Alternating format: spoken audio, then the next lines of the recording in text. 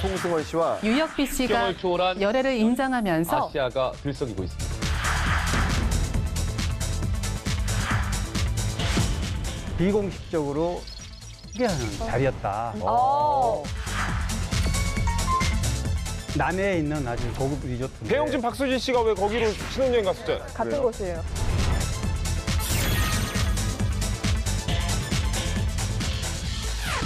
어떻게 이제 결혼을 하신다는 거예요?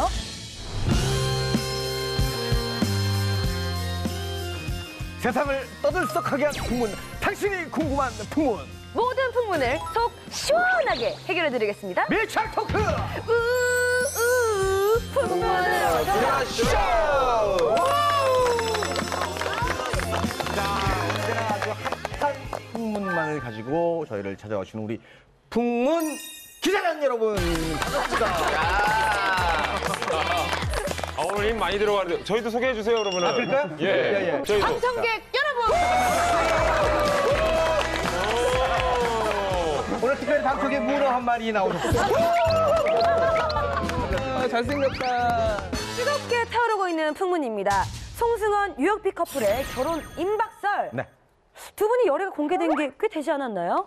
왜 이렇게 갑자기 결혼 임박설이 나오게 된 거예요?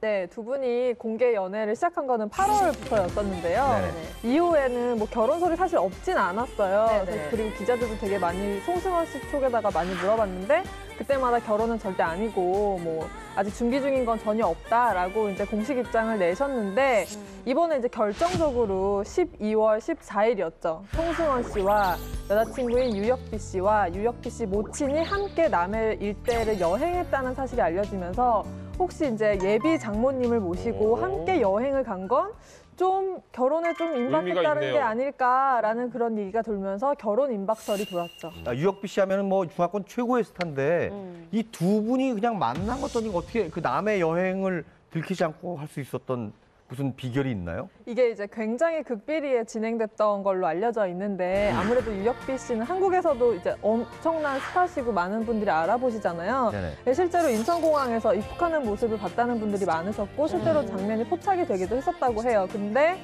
그날이 또 마침 송승헌 씨 생일이 10월 5일 바로 전날이어서 아, 뭐 남자친구 생일에 맞춰서 왔나 보다라는 정도로 가볍게 생각을 했었는데 그 이후에 이제 유혁비 씨가 한국에서 어떻게 지내고 뭐 그 이후로 중국 갔고 안 갔고에 대한 행방이 약간 묘연해진 상태였었던 거죠. 한 2달 정도 비밀이 지켜졌는데 연애 관계자 한 명이 네. 이걸 또 언론에다가 살짝 흘렸어요. 한 명 아니에요? 아니 근데 우리 시청자분들 중에서는 유혁비 씨가 누군지 좀 자세히 모르시는 분들도 분명히 있을 거란 그렇죠, 말이에요. 그렇죠. 좀 설명 좀 해주세요. 유혁비 씨에 네, 대해서. 유혁비 씨는 제2의 왕조현이다 라고 별명이 붙여질 정도로 중화권 내에서는 이미 최고의 스타고요. 뭐 포비든 킹덤, 천녀유혼에서도 그렇죠, 그렇죠. 예, 굵직한 영화에 출연하면서 국내 팬들한테도 많이 알려졌고 특히 지난해 개봉한 한중 합작 영화죠. 제3의 사랑.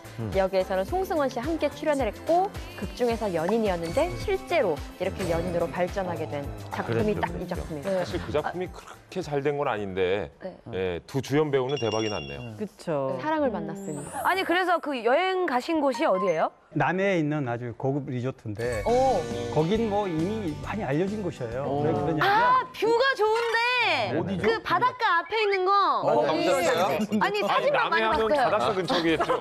웬만한 바닷가에 배용준 씨, 좋아요. 저희 구경할 줄 알았는데 배용준, 박수진 씨가 왜 거기로 신혼여행 갔어요? 맞아요. 남해 쪽으로. 골프도 쳤고요. 같은 곳인데 이제 거기에 머물러서 더 화제가 됐어요. 그 시뷰, 시뷰. 예. 시뷰가 뭐야, 시뷰가. 아니 바다 뷰. 시뷰. 부산 여긴 줄 알았어.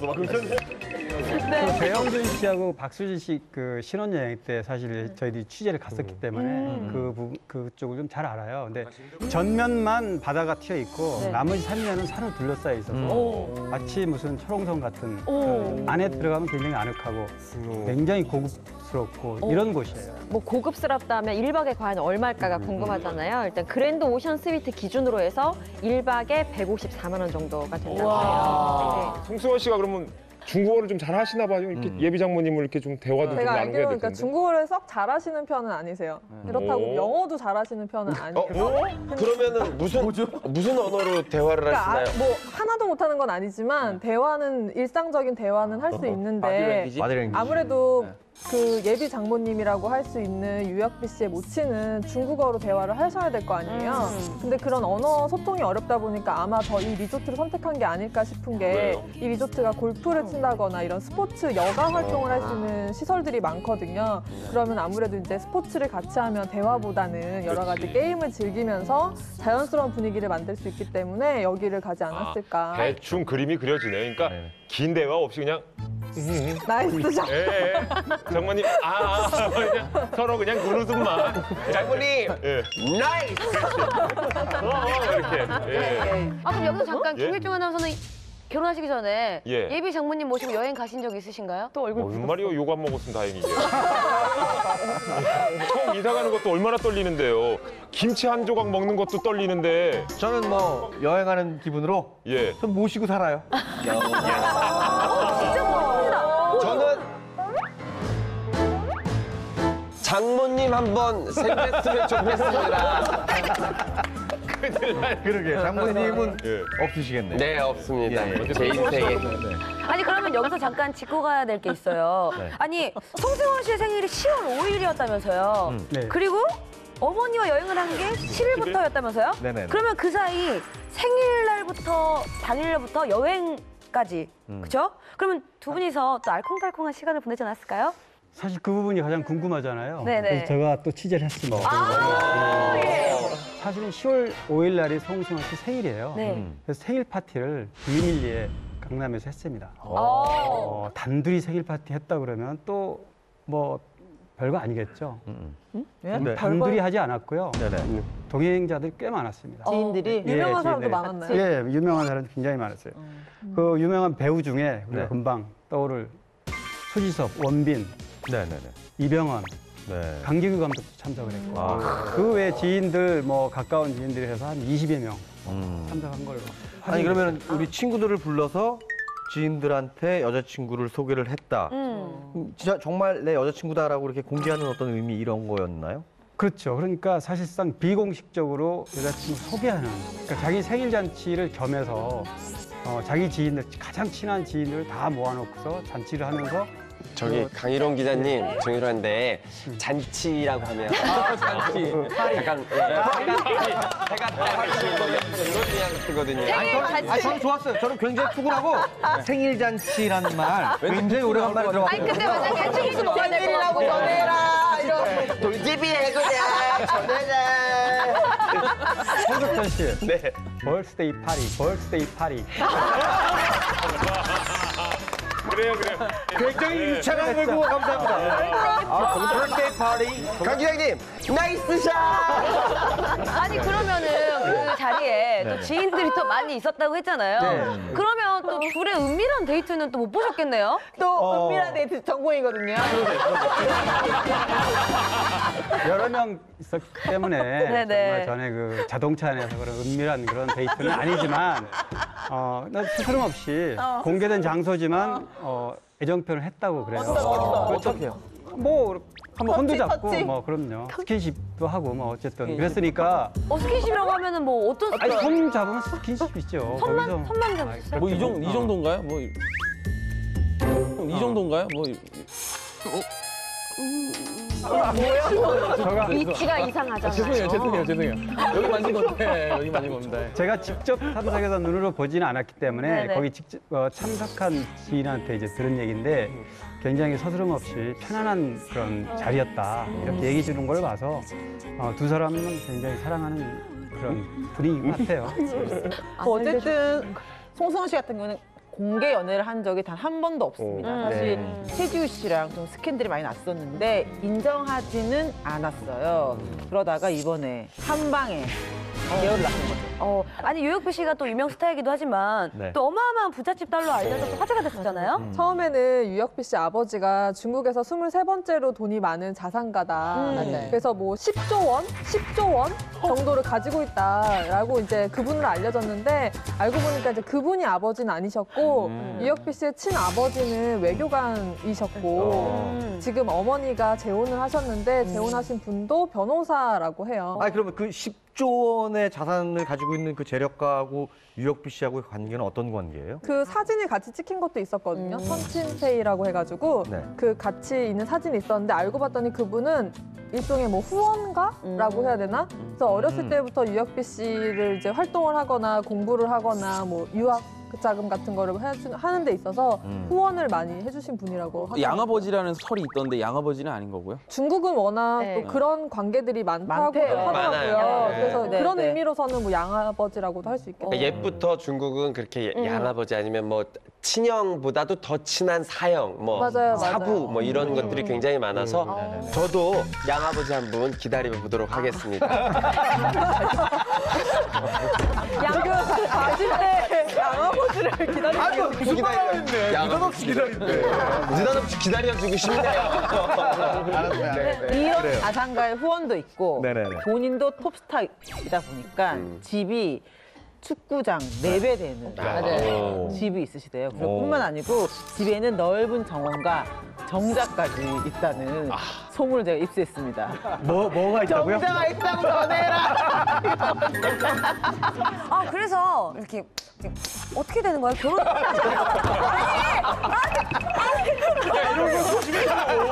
이런 얘기할 때마다 민정 씨. 박수천 치지 마요. 예, 알겠습니다. 아니 자꾸 저는 말할 때 이렇게 뭐 제스처하는 그렇죠. 게 버릇이어가지고 그럼요. 예. 괜찮아요. 그러면은 송승헌 씨랑 유혁비 씨는 어떻게 이제 결혼을 하신다는 거예요? 근데 저는 사실 그러니까 송승헌 씨를 제일 마지막으로 만났던 게 영화 미스 와이프 미디어데이 자리였었는데 네. 그날이 이제 배용준 씨, 박수진 씨 결혼식을 다녀온 이후의 자리였기 때문에 결혼식에 대한 관심이 굉장히 많으시더라고요. 그리고 그러니까 왜 이렇게 결혼에 관심이 많냐, 결혼을 생각을 하고 계시냐, 나이도 이제 좀 있으시니까 그러니까 물어봤더니 그전에는 다른 사람들이 이제 결혼식에 갔을 때 그렇게 뭐 내 얘기 같거나 크게 와닿는 게 많지 않았었는데 배용준 씨와는 워낙 친한 사이이기도 하고 행복하게 정말 진심으로 즐거워하고 행복해하는 모습을 보니까 아 결혼하는 게 정말 좋은 일이고 행복한 것 같다, 부럽다라는 생각이 들기 시작했다라는 얘기를 하시더라고요. 그래서 좀 결혼에 관심이 이 정도로 가지셨으면 결혼도 할 수 있지 않을까. 네. 부러워지기 시작하면 그래요. 결혼하는 거예요. 네네.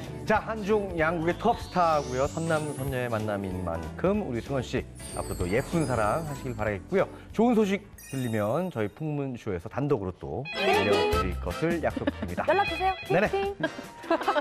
은밀하고 비밀이 많은 베일에 쌓인 그녀들입니다. 영어에 일본어까지. 악기 달다로. 정말 이것저것 잘하니까 가짜다, CG다. 외계인설도 있었어. 그런 비밀을 안게 됐다. 다람쥐한테도 들키면 안 됐었다고. 씨를 만나고 있었고 그런데 이혼 소송이 난 거잖아. 그때 별명이 호구형 그렇게 됐잖아요. 누구였다고요? 누가 너무 궁금해요. 미치겠어요, 지금. 누군지는 비밀이야. 자, 본격적인 풍문의 주제 한번 들어볼까요? 홍진영 씨. 네. 주시죠. 오늘의 주제는요. 네네. 아주 은밀하고 비밀이 많은 자꾸 알고 싶은 네네. 베일에 쌓인 그녀들입니다. 네, 베일에 쌓인 그녀들. 그거 괜찮으세요? 네네. 우리 홍진영 씨는 이 호흡에 그 뽕기 같은 거 있나요? 내추럴 본 뽕기예요. 네. 이상해요. 제가 호흡을 못 맞췄어요. 예. 자, 본격적인 풍문 만나볼까요? 네. 베일에 쌓인 그녀들 어떤 분인지 궁금합니다. 신비주의 대표 스타 이지아. 뒤에 원래. 어마어마한 배경이 있다? 아우. 자, 이번 풍문 들어보셨거나 여기에 대해서 알고 계시다라는 분들은 앞에 있는 풍문 등을 써주시기 바랍니다. 박사님. 아니 배경이 됐었잖아. 용기 내세요. 아니 이거는 예, 예. 다 들어보신 분들 아니십니까? 아닌가요? 이렇게 몸들을 가리세요. 두 분이 왜요? 풍문등을 켜주셨는데 우리 김일중 씨. 네. 아니 뭐 일단 저 이지아 씨는 데뷔 때부터 정말 갑자기 하늘에서 뚝 떨어진 주연 배우를 꿰차질 않나. 네네. 줄줄이 CF를 찍지를 않나. 갑자기 어디서 갑자기 정말 말 그대로 듣도 보도 못한 주인공이 탄생을 한 거잖아요. 그래서 글에 대한 여러 가지 풍문들이 그때 많이 나왔었습니다. 일단 배용준 씨가 뭐 소개를 해줘서 연기를 시작하게 됐다부터 해서 뭐 당시 소속사도 그 소속사였잖아요. 네, 배용준 씨 그렇죠. 소속사. 네. 그러니까 뭐 여러 풍문들이 있었죠. 이거는 많이 들어보셨잖아요. 그렇죠. 진짜 돈이 많았다 이런 소식도 있었고. 예. 예, 가짜다, CG다. 이제하는. 아, CG설. 사이버인가? 사이버인가? 있었어요. 뱀파이어도 정말 이것저것 잘하니까 쭉 몇백 년을 살아오면서 이것저것 다 예. 다 외계인설도 있었어. 맞아요. 배용준 뭐 여장설 이런 얘기도 있었고 근데 뭐라고? 이런저런 얘기 여장설이요? 그런 얘기도 있었어요. 정말 좀 들어봤죠. 그래서 어. 배용준 씨를 여장한 모습이 이지하다 이런 얘기도 있었어요 소문에. 그래서 그런 몇 가지 조목조목 묶어서 기사화한 적도 있어요. 그럼 기자 간담회 하는데 가서 그런 거 물어 혹시 배용준 씨 여장하셨습니까? 이렇게 물어본 거예요? 아, 기자간담회 때 뱀파이어설에 대해서 들어보신 적 있으세요? 라고 물어본 적 있어요. 그건 취재 의지가 없는 거 아니에요? 아니, 그러니까 그 정도로 그러니까 너무 허무맹랑한 소문이라고 생각을 한 거죠, 사실은. 이지아 씨 연관 검색어를 보면 지금 신비주의, 뭐 외계인, CG 또 뭐 있었죠? 뱀파이어. 뱀파이어. 요 검색어와 일맥상통하는 사람이 한 명 더 있잖아요. 서태지. 그쵸. 서태지 씨가 바로 그 뒤에 그 어마어마한 배경이 되지 않을까요? 그러니까 이 풍문등을 켰고 네. 그리고 외국어도 굉장히 잘하시고 아까 전에 음악 실력, 특히 베이스 기타를 잘하잖아요. 서태지 씨가 베이시스트였잖아요. 그렇죠. 뭐 그걸 배웠는지 안 배웠는지 뭐 직접 가르쳐 줬는지는 모르겠지만 어쨌든 음악 실력도 수준급이고 뭐 미술에도 굉장한 재능을 보이고 있다고 해요. 대체 정체가 뭐냐라고 이런 식으로 계속 풍문들이 막 생기고 심지어 신지설까지 그렇죠. 나오고. 이런 이 억측들이나 추측들이 나오는 게 왜 그럴까요? 보통 스타 같은 뜨면요, 그 우리 네티즌 수사대 있잖아요. CIA도 두려워한다라는. 거기서 졸업 앨범부터 모든 사진, 정보를 다 수집합니다. 맞아요. 근데 이지아 씨만큼은 사실은 없어요. 자료가 없어요. 없어요. 그래서 사람이 아니다. 사람이 아니다. 네, 뭐 주변에 아는 사람도 없다. 네. 뭐 네티즌 수사대도 이게 뭐 안 된다 이래가지고 더 신비로웠죠. 그래서 맞아요. 이제 바로 그 부분인데 본적, 국적, 학력 이게 사실은 없었어요. 제일 결정적이었었던 게 아까 시청자님도 얘기하셨지만 저는 800만 시청자를 대변하고 있습니다. 그러니까 예. 그때 당시 이제 태왕사신기라는 드라마가 네, 엄청난 규모의 드라마였고 제작비도 많이 들어가고 거기 또 CG가 많이 나왔어요. 네, 맞아요. 그리고 그래서 주인- CG설이 있었던 거야. 그리고 주인공이 배용준 씨였잖아요. 그렇죠. 윤사마 배용준이 주인공의 엄청난 제작비가 들어간 드라마에 여자 주인공이 한 번도 본 적 없는 신인이 캐스팅이 됐다는 게 그것만으로도 사실 세간의 관심을 모을 만한 이야기였던 거고 그렇게 막 20대 초반 뭐 어린 나이로 보이지 않는데 시작이 뭐였지? 이런 식으로 시작하면서 여러 설들이 나오게 된 거였죠. 근데 그 이지아 씨 데뷔작이 그 태왕사신기가 아니잖아요. 좀 풍문사신기라고 그럴 뻔했어요.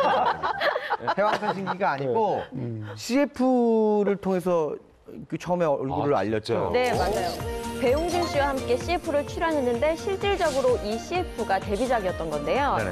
이 CF에 데뷔한 것도 굉장히 좀 신기한 것이 이지아 씨가 미국에서 한 중견 배우를 알게 됐는데 연락을 하면서 지냈나 봐요. 그래서 한국에 와서 그 중견 배우한테 연락을 하는 중에 그 배우가 한번 CF 오디션을 보지 않겠냐라고 권유를 해서 보고 합격을 했는데 상대 배우가 배용준 씨였던 거죠. 정말 신인한테는 정말 일생에 한 번 있을 것만 같은 큰 대박 사건입니다. 이 첫 데뷔를 배용준 씨 같이 큰 배우의 상대 역이라는 거는 있을 수 없는 일이에요. 그렇죠. 그 중견 배우 정말 궁금해지는데 저한테도 한번 알려주시겠습니까? 누구신지? 그 당시에 이런 보도가 나왔어요. 전인화 씨가 2003년에 그때가 전인화 씨가 미국에 잠깐 머문 적이 있었는데 그때 이지아 씨를 만났고 친분을 좀 쌓다가 이제 소개를 했다. 한국 데뷔하는데 이런 보도가 실제로 나왔고요. 근데 나중에 전인아 씨 주변 사람들은 전부 아니다. 사실과 다르다 그랬고 이동근 씨한테 직접 물어봤더니 이동근 씨는 들은 바 없다.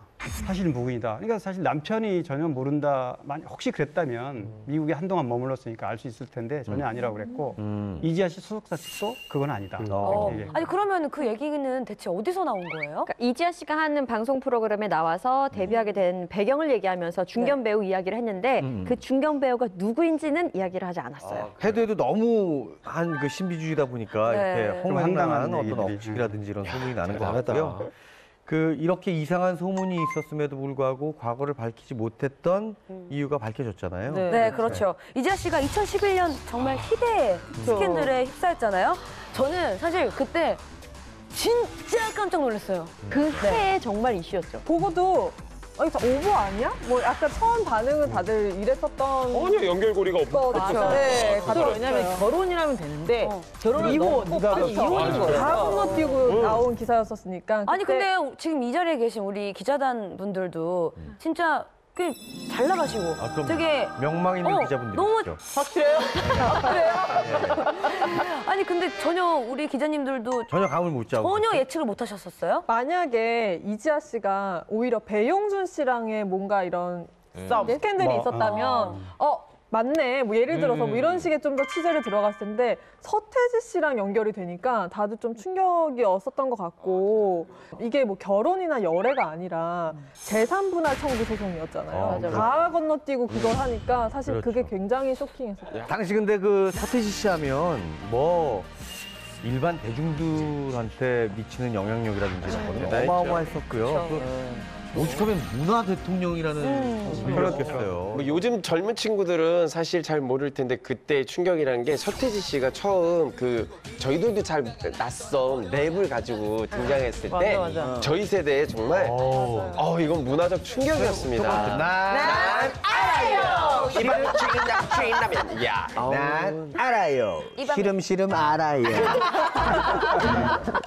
정말 근데 이제 그 사건이 이제 이혼 재산 분할 소송으로 이제 수면이 올라왔는데 이지아 씨하고 서태지 씨가 관련이 됐다는 뉴스가 정말 말 그대로 충격에 충격을 거듭해서 당일날 아마 KBS 9시 뉴스에도 이게 뉴스로 보도됐었죠.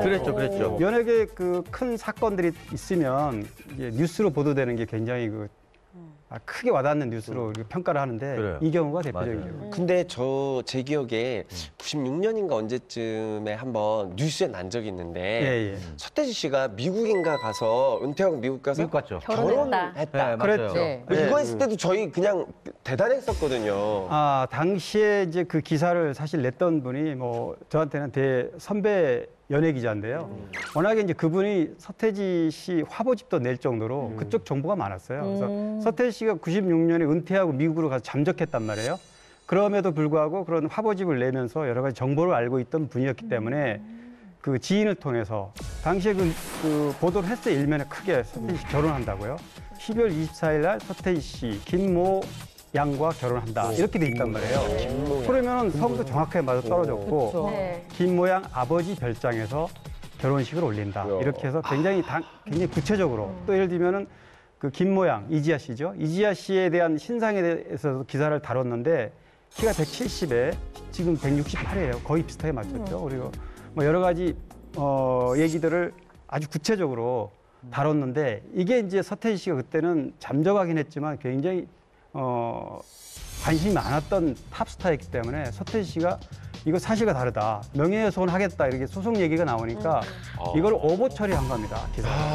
진짜 아버지를 아버지라 부르지 못하고 특종이라 부르지 못하고 그 기자분 정말 억울하셨겠어요. 그렇죠. 그래서 15년 만에 이게 사실 큰 특종이었다는 게 15년 만에 밝혀진 거예요. 그러게요. 그런 다음에 네. 인터넷을 한번 뒤져보면 그 뉴스가 나오기 전에 둘이 결혼을 했다라는 게 있어요. 그 굉장히 사이에서. 그 미국에 이민을 가신 분들이 운영하는 카페가 굉장히 유명한 카페가 하나 있어요. 거기서 돌던 얘기 중에 하나였던 인터넷 카페? 인터넷 카페인데 그러니까 미국 교민들이 이제 자기네끼리 커뮤니티를 하는 게 있었는데 거기서 뭐 서태지가 왔다 갔다, 뭐 봤다, 여자가 있었다, 뭐 이런 식의 그냥 목격담 같은 건데 이게 루머인지 아닌지 분간이 되지 않는 그런 글들이 뒤늦게 주목을 받은 거죠. 그리고 또 이지아 씨 어머니가 백화점에서 되게 유명한 노래 강사 선생님이세요. 근데 어떤 분이 인터넷에 올리신 거예요. 우리 노래 강사 선생님이 자꾸 자기 사위가 서태지라고 한다. 이 아줌마를 어떻게 하면 좋냐. 올린 거예요. 근데 그런 얘기도 있더라고요. 근데 그게 아니었던 것 같은데. 이게 서태지 씨 그 팬클럽에서 운영하는 팬카페가 있는데 거기서 굉장히 유명했던 팬픽이 있어요. 있습니다. 그 팬픽이 그 서태지 씨가 은퇴하고 미국에서 생활을 했던 내용을 담은 거고 한 여자 소녀가 서태지 씨를 사랑하면서 같이 생활하면서 있었던 미국에 있었던 삶을 얘기하는 건데 내용을 간단하게 얘기하면 그 서태지 씨가 뭐 음악 작업을 들어가면 자기는 너무 혼자 한 달 동안 혼자 외로이 있어야 되고 뭐 이런 디테일한 생활 얘기가 적혀 있어요. 근데 지나고 보면 그 얘기가 너무 이지아 씨와 서태지 씨의 얘기가 같다라고 해서 혹시 이게 이지아 씨가 쓴 게 아니냐. 왜냐하면 실제로 이지아 씨가 서태지 씨의 팬이기도 했었으니까요. 그래서 그게 뒤늦게 막 여러 가지가 많이 화제가 됐었어요. 근데 맞는 건가요? 그 라푼젤이라는 그 작성자가 쓴 그 여자 주인공 이름이 시아예요. 근데 이지아 씨가 뭐 미국에서의 활동했던 이름이 이시아였다. 어머, 맞네. 라는 설이 있어서 그렇다면 확인된 건 아니고. 확인된 건 아니에요. 이지아 씨도 한 번도 이거와 관련해서 나라고 얘기해 본 적은 없어요. 아니 그래서 그러면은 과거의 소문들이 이제 사실임이 이제 밝혀진 거네요. 밝혀진 그렇죠. 거네요. 밝혀진 거죠. 15년 만에 사실 그 이제 이지아 씨가 서태지 상대로 재산 분할 청구 소송을 하면서 두 사람이 결혼했고 또 몇 년 전에 이혼했고 그게 끌어오다가 결국 세상에 공표된 게 알려진 거죠. 정말로 그때 당시 결혼했을 때 미성년자였던 거예요? 한국 나이 19세. 그 당시 미성년자가 아니었거든요. 근데 이게 오해가 시작된 게 이지아 씨가 힐링 캠프에 출연해서 애매한 말을 좀 했습니다. 16세에 만나서 나는 큰 비밀을 안게 됐다. 그리고 집 밖에 나가기도 힘들었고 7년간 부모님과도 연락을 하지 않았다라고 해서 루머가 확산됐습니다. 이 확산된 게 뭐 서태지 씨가 미성년자 동거설 그리고 감금설 막 이런 것들이 나오기 시작했는데 뭐 실제로 이지아 씨의 이 얘기만 들으면 마치 16세 때 처음 만나서 7년간 부모님에게는 연락을 아예 하지 않고 서태지 씨와 비밀 결혼 생활을 한 것처럼 애매모호하게 들리는 게 사실이기도 하죠. 아 근데 말이 안 되죠. 연락이 안 되면 실종 신고를 하는 건데. 그러니까요. 그렇죠. 몰랐다고 하기에는 아까 전에도 말씀드렸지만 여러 가지 이야기가 있어요. 목격했다는 사람들도 너무 많고 뭐 어머니가 노래 강사였는데 거기서도 뭐 사위가 서태지라는 얘기를 했었고 뭐 미국에 거주 중이다라고까지 얘기를 했으면 부모가 연락이 안 됐으면 이렇게까지 이야기를 남한테 하진 않았겠죠. 그러니까 이지아 씨의 말할 때 특징이 애매모호하게 하는 게 좀 취미인 것 같아요. 애매모호 발언.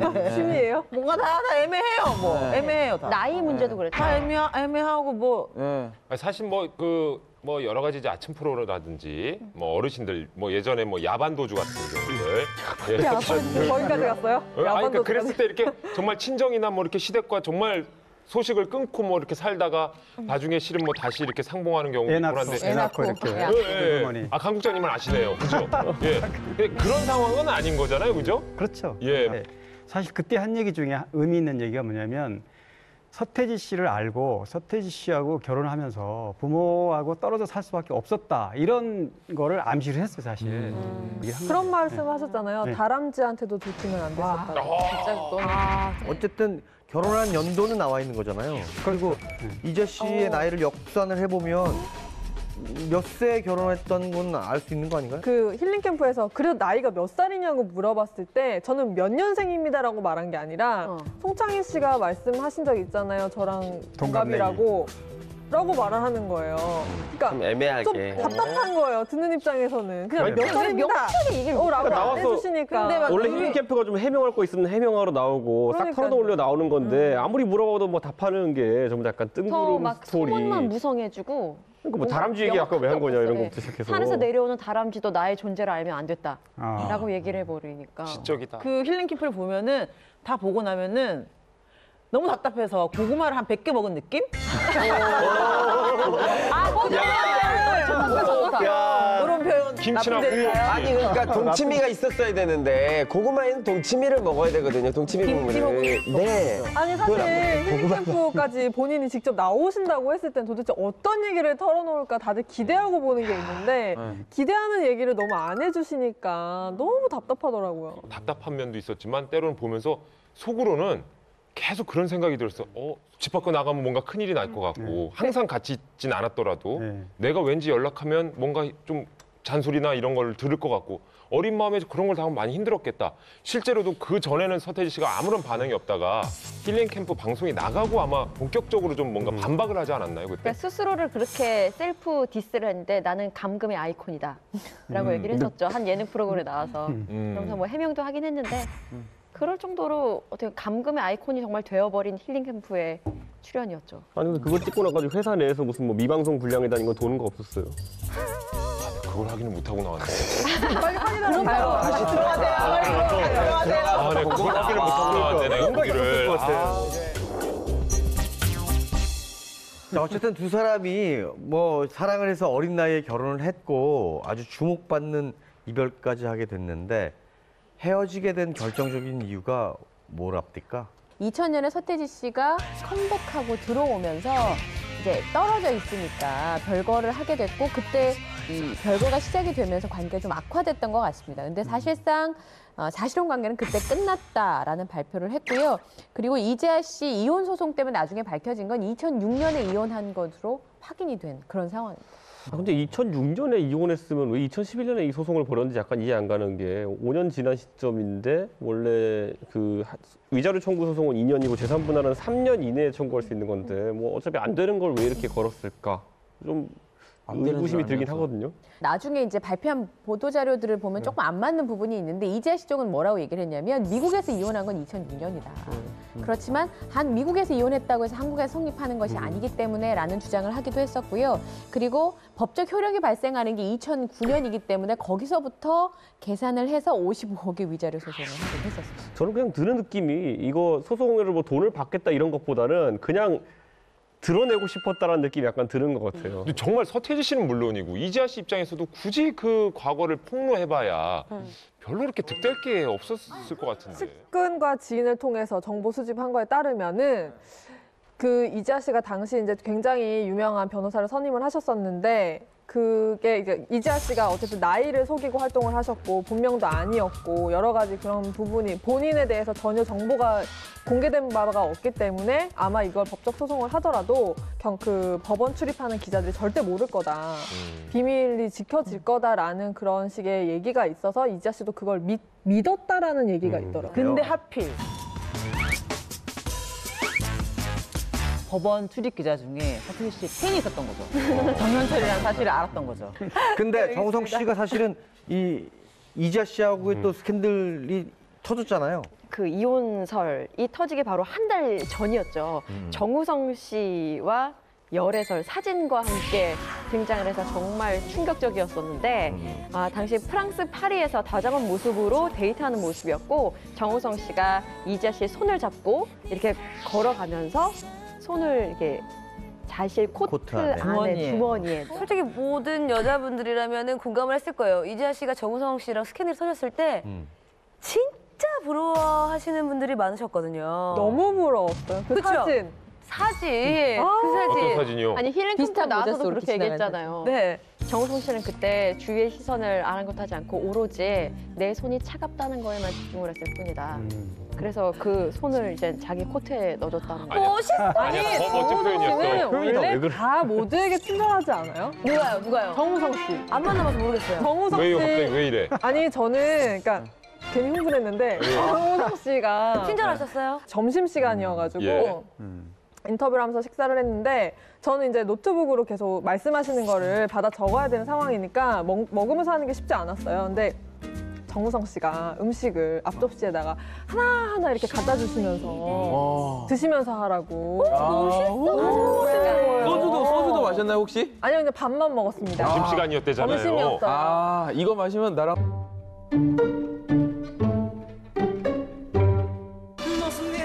이거 마시면 우리 사귀는 거다. 아, 이거 마시면 나랑 사귀는 거다. 이거 마시면 나랑 사귀는 거다. 하지 마요. 안 해요?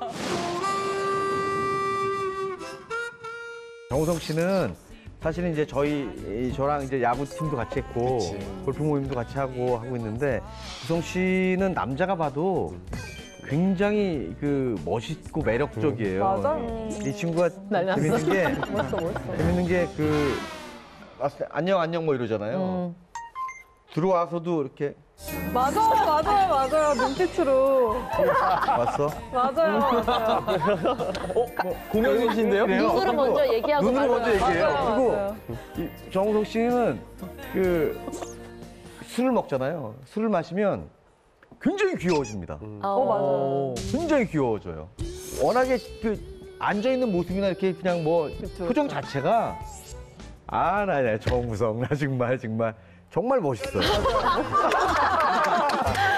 근데 남자분들도 네, 이렇게 인정해요. 인정하시는 그런 저도 멋진 남자. 인터뷰하면서 하물며 동생인데도 네. 너무 멋있어요. 제가 본 남자 배우들 중에 3대 젠틀맨이에요. 저도. 정우성 씨, 차승원 씨, 요즘 젊은 김우빈 씨. 이렇게 세 명은 한 분 더 계시잖아요. 주변 분들한테 굉장히 젠틀하세요. 싸이 씨. 젠틀맨. 어떻게 받아줘야 김준영 되는 씨가 거예요? 부끄럽기는 처음입니다. 김준영 씨가 부끄럽기 처음이네요. 그래서 사실은 그때 저희 그 배우들 사이에서도 정우성 씨랑 그 일이 됐을 때 이제 저희들은 알았을 거 아니에요. 네네. 어떤 매력? 서태지 씨하고 그렇게 이런 일들이 있었고 그 다음이 또 정우성이야? 이렇게 되니까 과연 이분은 어떤 분이길래 이렇게 정말 난 마성에 사람이다. 중간에 또 배용준 씨가 스캔들 네네 약간 맞아요, 스캔들이 맞아요. 있었고 그래서 있었어요. 이분은 과연 어떤 분이길래 어떤 매력이 있길래 이렇게 정말로 대단한 이 스캔들이 나나 이런 얘기들이 잠깐 그 회자가 됐었거든요. 저는 직접 보고 얘기를 한 소감은 그러니까 말씀하시는 게 좀 고상하다고 해야 되나? 그러니까 1대1에 굉장히 능하시대요. 어. 전체적으로 있을 때는 뭐 얌전하게 계시지만 1대1로 술을 같이 마신다거나 하면 특히 술을 먹으면 그렇게 애교가 많아진다고. 누구나 다 그렇지 않나요? 앞에 있는 사람이 정말 술 먹었는데 뭐. 하은정 씨. 아니, 본인이 하는 거 말고 하은정 받아들이는 기자님은- 입장의 애교가 확실해요. 쌍방향 애교. 예. 사람들도 저희 과거를 몰랐어야 했어요. 그럼 이제 편도죠, 편도.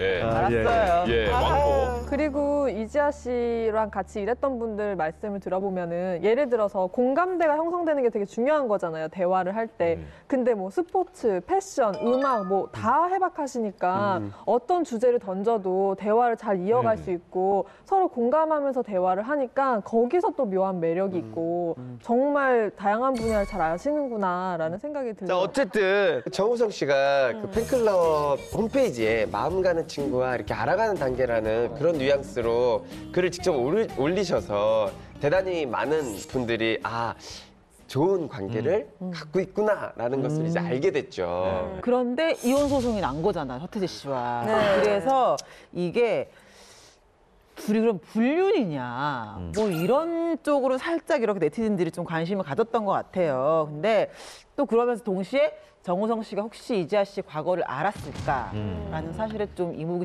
집중됐었죠. 아니 근데 제가 봤을 때는 정우성 씨는 모르시지 않았을까요? 왜냐면 굳이 그렇게 큰 비밀을 근데 그리고 굳이 과거를 지금 현재 너무 사랑하고 좋은데 굳이 얘기할 필요가 있을까요? 근데 그 얘기해야 되는 거 아닌가요? 결혼에 대한 사실은? 결혼할지 안 할지도 모르는데 그렇죠.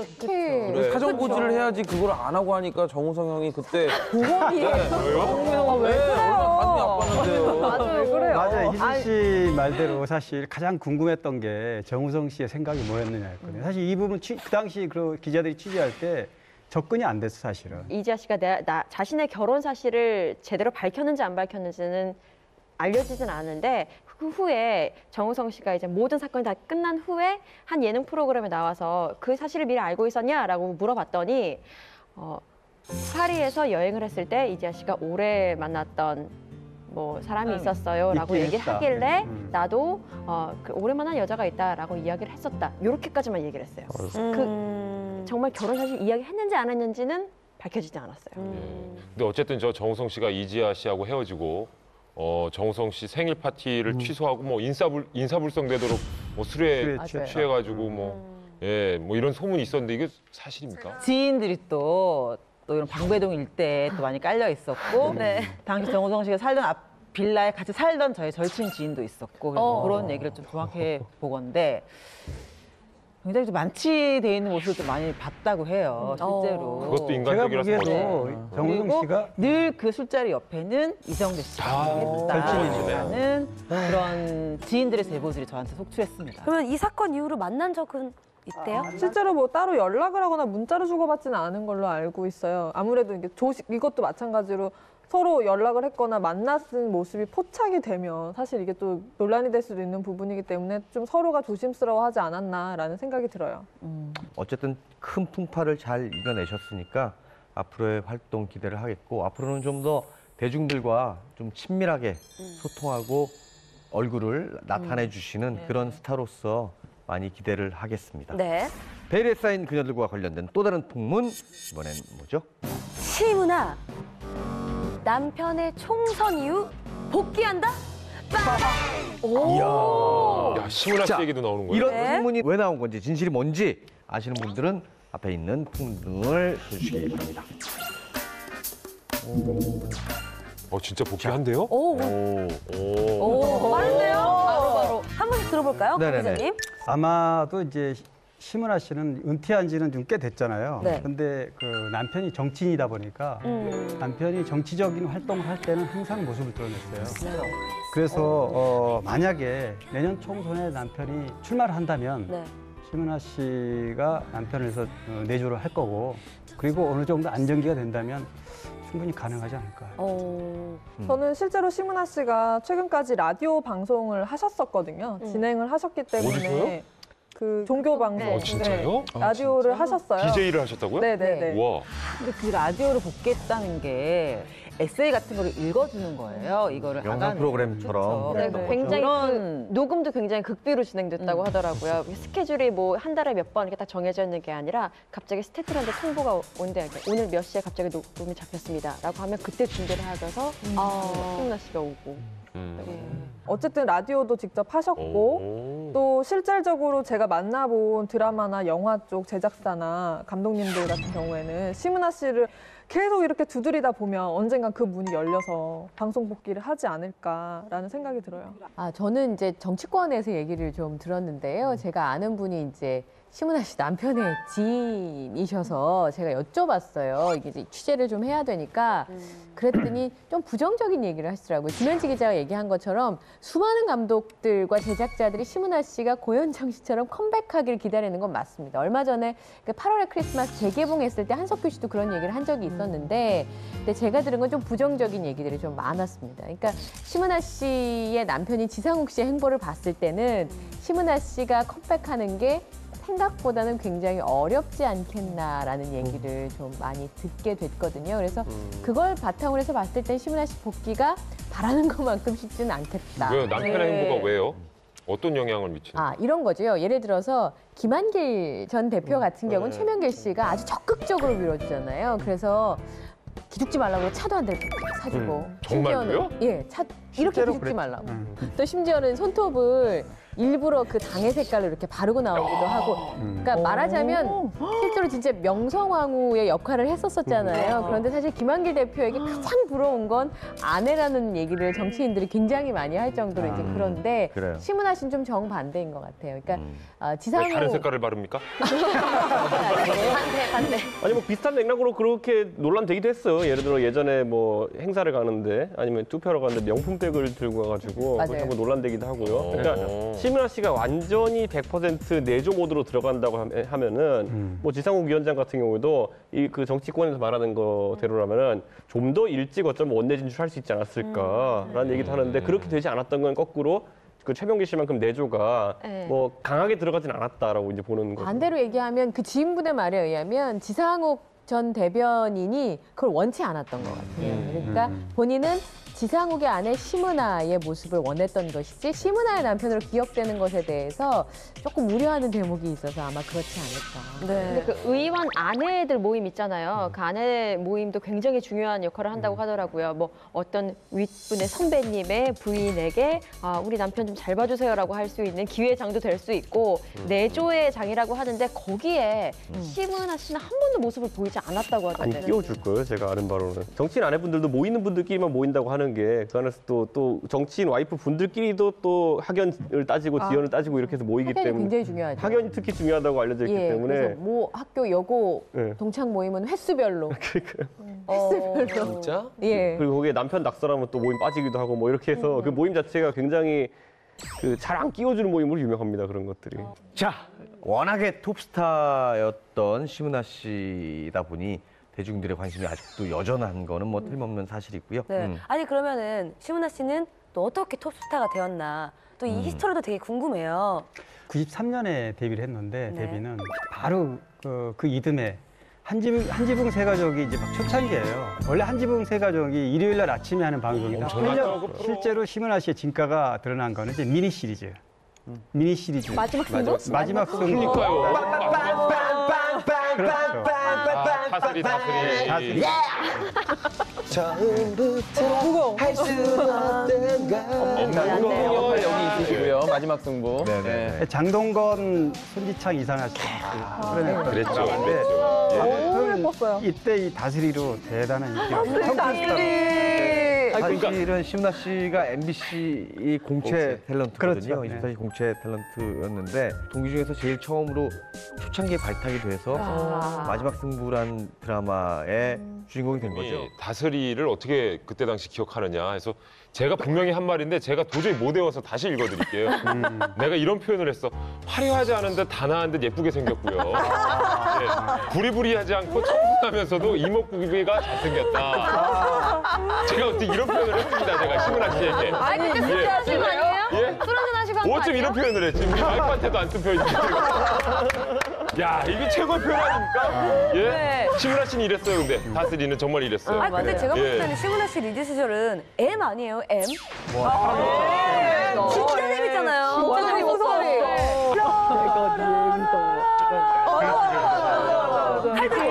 맞아. 기억나세요? 아, 마지막 승부가 최고죠. 맞아요. 저는 이병헌 씨랑 아름다운 그녀 찍었을 때 제일 이뻤던 것 같아요. 아, 그때. 복수로 나왔었죠. 뭐 병원 어쨌든 씨가. 뭐 마지막 예. 승부, M, 아름다운 그녀, 또 수키라는 드라마 그렇죠. 있었고요. 네. 그리고 또 뭐니 해도 심은하 씨의 엄청난 폭발력은 김수현 선생님의 청춘의 더. 더 죽어버린 거야. 당신만 뜻하는 대로 목적대로 거칠 것 없이 달려가고 이루라는 특권 없어. 당신 부셔버릴 거야. 당신 부셔버릴 거야. TV에서 그렇게 이 각광을 받은 다음에 심은하 씨가 영화 출연을 합니다. 미술관 옆 동물원이라는 그렇죠. 있고요. 그리고 이성재 씨하고. 이성진 씨하고 했고 장윤영 감독의 Tell Me Something이라는 아, 한석규 씨랑 같이 했죠, 그때. 한석규 씨하고. 그렇죠. 네. 그래서 그 영화계에서도 굉장히 주목을 받는 맞아요. 또 여배우 중에 한 명이었고요. 대중들이나 아니면 우리 업계 관계자분들한테 엄청난 러브콜을 받고 있는데 이런 분이랑 같이 사는 분은 또 어떤 분이신가요? 네, 심은하 씨 남편은 새누리당 소속의 중구 당협위원장을 하고 있는 지상욱 씨인데요. 1998년에 연세대 토목공학과를 졸업을 하고 미국 스탠퍼드에 석사를 하고 동경에서 박사를 받은 후에 귀국해서 한국건설기술연구원의 그룹장을 지낸 엘리트입니다. 그리고 연세대 국제학대학원 연구교수로 재직했던 그런 인재이기도 합니다.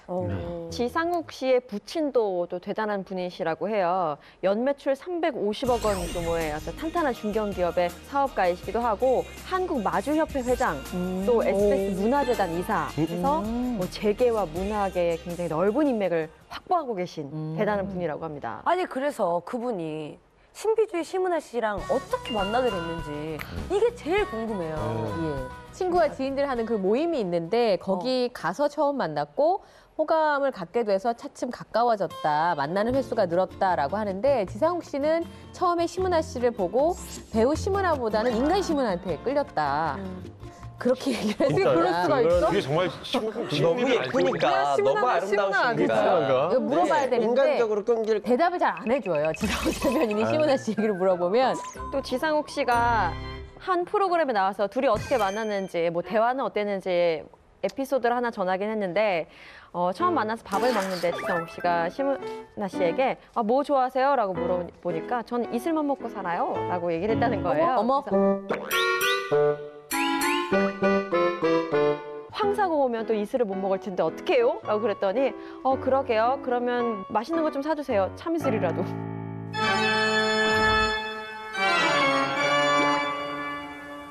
이렇게 얘기를 했대요. 인간적이네요. 그러면서 되게 재치가 넘치는구나 라고 했다는데 이런 개그 코드가 둘이 맞았나 봐요.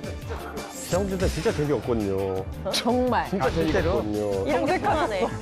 되게 재미없거든요. 제가 차석에서도 그러니까 이게 뵀는데 통하지. 지상욱 대변인 같은 경우에는 오히려 남자다움 듬직함 같은 건 있을지 모르겠지만은 그냥 이 유머 코드로 승부하시는 분이 아닌데 심은하 씨를 보고 이런 도전하셨다는 거는 뭔가 특별한 만남이었던 것 같아요. 보통 저는. 뭘 좋아하세요? 이슬만 먹고 살아요. 그러면 하하 이렇게 웃고 끝나지 않나요? 근데 여기서 황사 올 때 이슬을 먹어서 심은하 씨처럼 생긴 분이 그렇게 하면 웃겠죠. 그냥 보고만 있어도 웃길걸요? 그럼 심은하 씨가 한마디 하면 웃어야죠. 우리 여자들 입장에서는 정우성 씨가 그런 개그 치면 웃겨요. 웃어야죠. 웃어야죠. 너무 웃기죠. 눈물 날 것 같은데? 그렇죠. 울면서 웃기죠. 네. 그래요. 알겠습니다. 네. 아니 그러면은 두 분이서 데이트는 어떻게 하셨는지. 사람들이 눈을 피해서 전화 데이트나 드라이브를 주로 했다고 해요. 네. 그러면서 지상욱 씨가 뭐 출장을 미국 잠깐 가셨다고 해요. 또 몸이 떨어지면 또 더 애틋해지는 법이잖아요. 그때 좀 서로 마음을 확인했다고 뭐가 몸이 합니다. 떨어져요. 아니 그럼 몸이 붙어있을 때는 뭐 보여주세요. 아니, 몸이 붙어있을 때는 어떻게 되는 거예요? 너무 재밌어. 좀 만지겠죠, 이렇게. 뭔 소리예요? 당시에 지상욱 씨가 당시 상황을 나는 쫓아가고 심은하는 달아나는 입장이었다. 안 달랐겠다. 밀당을 좀 심은하 씨가 하신 거죠. 배우로서도 아주 해줘야 되거든요. 여자친구로도 신비주의였네. 여자친구로서도. 그리고 그 이후에 지상욱 씨가 더 심은하 씨를 많이 좋아했다고 해요. 그래서 결국 결혼에 골인합니다. 2005년 10월에 올인을 하죠. 심은하 씨 결혼이 사실 언론에는 비공개로 진행이 됐었던 건데 이게 5년 동안 연예계를 떠났던 분의 결혼식이고 무려 심은하 씨 대스타의 결혼식이었기 때문에 취재진들이 사실 식장 주변에는 엄청 많이 갔었고요. 그때 이제 역시 식지 않은 심은하 씨의 인기를 실감을 했다라고 하더라고요. 아니 여기서 지금 심은하 씨 결혼식에 가신 분 계세요? 저희 매체가 찍었죠. 제가 현장에 갔었어요. 결혼 당일날 사실 현장 취재를 했기 때문에 그때 분위기를 잘 아는데 굉장했어요, 사실은. 그래서 이 심은하 씨 집이 그때 우면동이었거든요. 우면동 집 앞에 아침 일찍부터 기자들이 다 포진해 있었고, 그런데 그쪽으로 이동하는 동안에 심은하 씨 여동생이 둘이에요. 그러니까 닮은 이제 여동생이 막내인데 심은하 씨가 모자를 푹 누르쓰고 차를 타고 가니까 기자들이 다 쫓아서 사진 찍었단 말이에요. 알고 보니까 심은하 씨 여동생이었습니다. 그러니까 이런 연막 작전을 펴가면서 심은하 씨 찍히지 않고 이제 비공개였기 때문에 사실 얼마 전에 있었던 배영준, 박수진 결혼과 거의 비슷한 상황이 벌어졌어요. 수가 한 300명쯤 들어가는 곳인데 당시에 심은하 씨 결혼식도 하객이 150명 정도 이렇게 불러서 지인들만 그리고 하우스 이제 웨딩식으로. 그렇죠. 그리고 사회도 없이 이제 주례만 하용조 목사가 당시에 이렇게 종교식으로 예식을 치렀어요. 네네. 자, 결혼 이후 심은하 씨의 모습을 더욱더 보기가 좀 어려워졌죠. 그렇기 때문에 가끔 지상욱 씨하고 공식적인 어떤 석상에 나올 때 더욱더 뭐 패션까지 화제가 되는 것 같은데요. 결혼 후에 모습을 많이 드러내진 않았지만 그래도 남편분의 어떤 공식적인 행사 이런 자리에는 종종 모습을 드러내기도 하셨죠. 네, 맞습니다. 그러니까 작년 딱 1년 전이군요. 작년에도 남편이 그 지역 사무실을 개소할 때 심은하 씨가 그 자리에 나왔습니다. 저희 생중계 했었어요. 저희 프로그램. 생중계요? 그래서 그 시간에 이제 그 뉴스가 쳐서 카메라를 보냈어요. 그래서 생방송으로 심은하 씨 언제 나오나 기다렸다 심은하 씨 나온다 그래가지고 방송에서 이제 걸어 들어오는 모습을 저희가 보여줬었는데 그때 모습이 딱 미술관역 동물원의 춘희처럼 구불구불한 웨이브 있는 모습에 아주 단촐한 모습을 걸어 들어오는 그 기억이 나요. 아니 그리고 우리 심은하 씨가 또 은퇴 후에 정말 평범한 아내 그리고 평범한 정말 엄마로 돌아갔는데 그 뒤에도 심은하 씨에 대해서 관심이 계속 쏠렸잖아요. 그럼요. 네, 최근에는 어떻게 지내고 계신지 진짜 궁금하거든요. 그래서 기자들이 꽤나 근황 취재를 좀 많이 했어요. 이제 네네. 그럴 때마다 보여지는 모습들이 뭐 아이와 함께 있는 모습이라든지 아이를 픽업가는 모습 포착을 했었죠. 최근에 찍힌 사진들이 멀리 카메라 이렇게 쭉 당겨서 찍은 사진인데 앞에는 딸들이 이렇게 모습이 있고 딸들의 코트나 이런 걸 들고 있는 심은하 씨의 모습이 많이 포착이 됐었는데요. 심은하 씨가 학교 행사에 이제 아이들을 꾸준하게 데려다주는 그런 모습들이 그러니까 그냥 배우 심은하가 아니라 엄마 심은하의 모습들이 많이 포착이 됐었고 매일 딸을 그렇게 데려다준다고 얘기를 하더라고요. 이영경 기자님께서 그 심은하 씨 따님을 뭐 만나신 적이 있으시다고요? 사진을 찍었는데요. 예뻐요. 누구 닮았어요? 같이. 너무 이뻐서 사실 제가 최근에 본 꼬마 아이 중에 제일 이뻤어요. 근데 아빠도 저 이영경 잘생겼잖아요. 기자님 어린 시절보다 더 예뻤나요? 훨씬 이뻤습니다. 예. 정말 예뻤네요. 네, 제대로 그러니까- 잘 받았나 봐요. 그러니까 그날 오는지를 몰랐어요. 제가 이제 뉴스 진행을 하려고 분장을 하고 있는데 저희 회사 기자분이 지상욱 전 대변인하고 같이 들어오면서 꼬마가 하나 이렇게 따라 들어오더라고요. 그랬더니 지상욱 전 대변인이 TV에 나오는 분이니까 사진 찍어 이렇게 얘기를 해서 그럼 제가 찍어야 될 것 같은데라는 생각을 했었는데 그 여자아이였었는데 까무잡잡한 피부에 이목구비가 너무 또렷한데 너무 이뻐서 아, 나 이렇게 이쁜 아이를 처음 봤다 이렇게 생각을 했었거든요. 근데 제가 이제 TV에 나온다 같이 사진을 찍으라고 해서 먹거리 엑스파일 진행하는 김진애 거와 저 그리고 그 심은하 씨 딸 그리고 지상욱 대변인 이렇게 나란히 사진 찍었던 기억이 예. 네. 딸이 첫째가 이제 만 9세, 둘째가 만 8세라고 하는데요. 두 딸 모두 S대학교, 사범대학교, 부속 초등학교에 다니고 있는데 아, 이 학교 다녀요? 네. 저희 동네인데요? 아, 그래요? 네. 그래요? 네, 여길 다니고 있고 아이들이 주변 사람들 말에 따르면은 심은하 씨는 학교 행사나 뭐 이런 어머님들의 모임에 적극적으로 나오시는 편이기는 하지만 좀 남들보다 튀거나 주목을 받으려고 하는 건 아니라고 하고요. 그리고 뭐 학교 운동회 같은 거 하면 그때도 최대한 눈에 띄지 않는 그런 옷차림으로 온다고 하고 같은 반 학부모나 뭐 이런 분들에게 직접 먼저 가서 인사도 건네고 아이들한테 뭐 직접 뭐 열심히 응원도 하고 좀 이렇게 적극적인 모습을 보인다고 하더라고요. 그러니까 심은하 씨가 자녀 교육에 관심이 많은 건 분명한 것 같아요. 그런데 남편이 지상욱 대변인이 예전 인터뷰한 걸 보면 극성 엄마는 아닌 것 같습니다. 왜냐하면 아이들한테 사교육 같은 걸 시키는 것보다는 뭐 하고 싶어하는 적성에 맞는 일을 찾아서 하게 하고 아내랑 그 얘기에 합의를 했다. 그리고 아이들은 애들 때 놀아야 된다 이런 얘기를 한 걸로 봐서는 그러니까 실제로 그런 언어나 사회성 발달 교육으로 유명한 Y대 부속 유치원을 아이들이 다니기도 했었고 여기가 한 입학금이 100만 원 정도 되고 연간 한 550만 원 정도 학비가 드는 곳이라고 하더라고요. 그러니까 심은하 씨가 아이 교육 때문에 이사했다는 얘기는 꽤 유명한데요. 2009년에 양재동에 신혼집을 얻었었는데 남산이 한눈에 내려다 보이는 최고급 F빌라로 이사를 갔는데 그 당시에 빌라가 전원주택, 펜트하우스, 그다음에 고급 빌라가 합쳐진 9세대만 있는 건데 분양가만 40억이라는 것으로 알려져 40억. 있습니다. 행사가 몇 개예요? 행사요? 계산이 그렇게 돼요? 계산이 안 돼요. 그래요, 네. 알겠습니다. 저 그 빌라에 가봤거든요. 네, 어떠셨어요?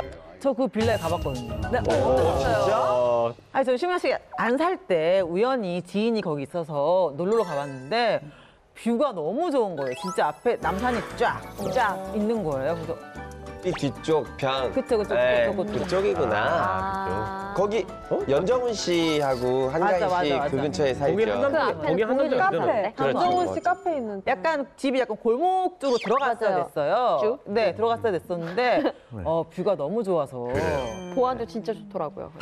자, 그래서 앞으로 총선에서 과연 심은하 씨가 전면에 나서서 신비주의를 깰 것이다, 아니다 궁금해지는데 여러분들의 의견 어떠십니까? 사실 그 지상욱 위원장 같은 경우에는 본인도 스펙도 좋고 굉장히 뛰어난 그 자질들 갖추고 있지만 아무래도 계속 이제 선거 때만 되면은 심은하 씨가 참여할 것이냐 안 할 것이냐에 대해서 관심이 집중되는 그런 경향이 있어요. 그래서 본인은 좀 그걸 부담스러워하기도 하지만은 이번 선거는 그런데 약간 다른 게 뭐냐면은 지금까지는 좀 거리를 뒀어요, 심은하 씨가.